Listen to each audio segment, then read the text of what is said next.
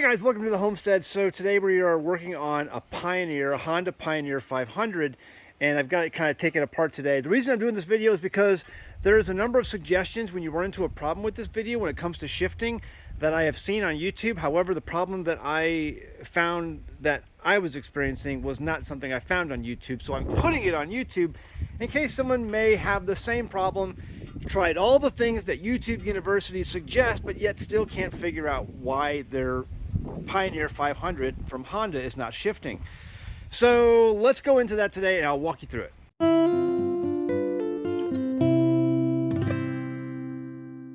So one of the first things they suggest when your Honda Pioneer 500 is not shifting, these are paddle shifters that you see here. You can paddle shift up, down shift down, and then go into your reverse with that.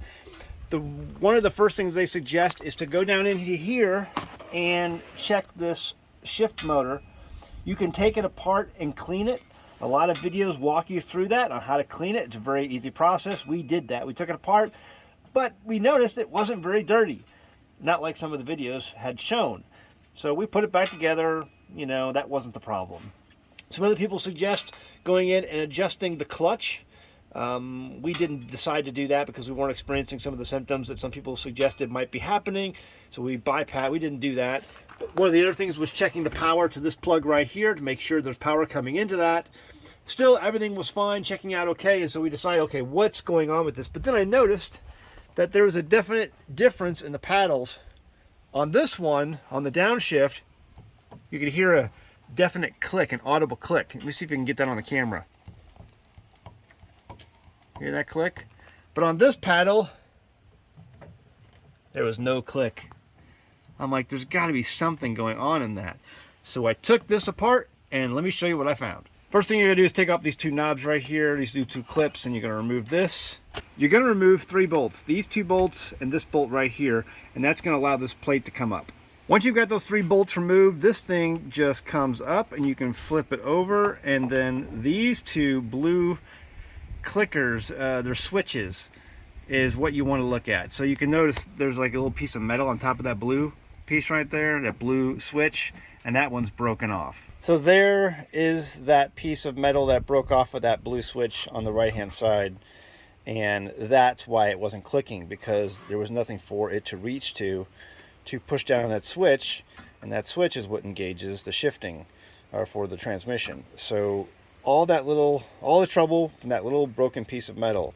So we had to order a new wiring harness because there's no way to fix that individual switch by itself.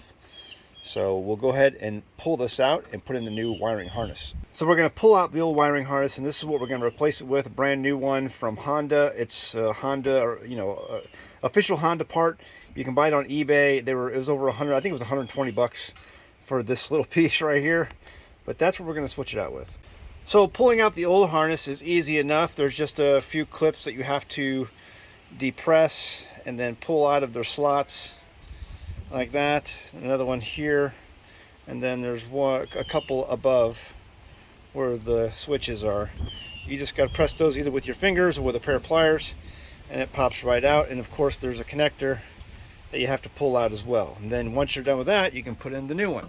Now, if you're not absolutely careful, you can put these on backwards because they will absolutely fit on either side. If you notice, the left-hand one has a red and black.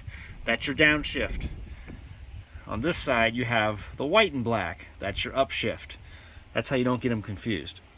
And once you've got that back in place and screwed in, you can just put the clips in on top right there. Those clips fit right in there, and then you just set the whole thing down and then replace your bolts, put your cover back on, put it all back together, and you're good to go.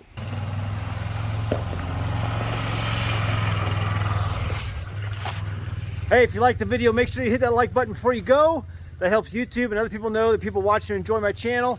Also, if you're into off-grid homesteading and all sorts of things like that, be sure to subscribe to my channel. I really appreciate that, and then share the video. All right, see you guys next time on the Homestead. Bye. One of the best perks about living off-grid is that I never pay an electric bill. I love being my own power company, but that means when things go wrong, I have to be the one on call. So I try and use reliable components for my power production. For the last couple of years, I have been promoting OUPES solar generators. I've been using them and abusing them, and as it turns out, they are pretty good products.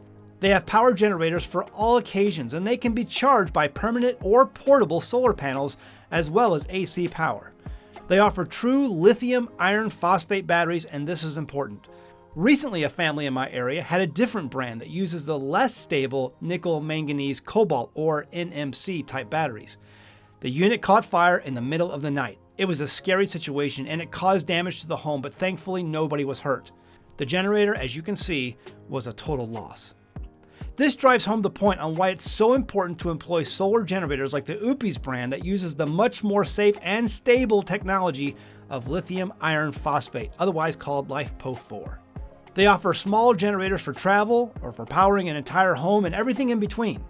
These are great backups to have in a medical emergency or to power a freezer full of your favorite meat products, or as I have shown in past videos, for even backup AC and DC power sources for ham radio communications.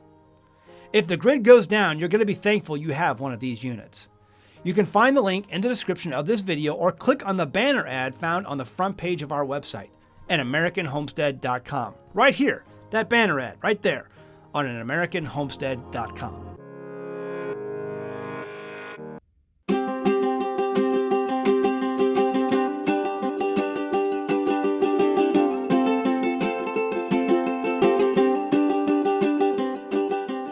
Hey guys, did you know you can become a patron of An American Homestead? They get access to private videos, and we send them gifts from the homestead that we make here on the homestead.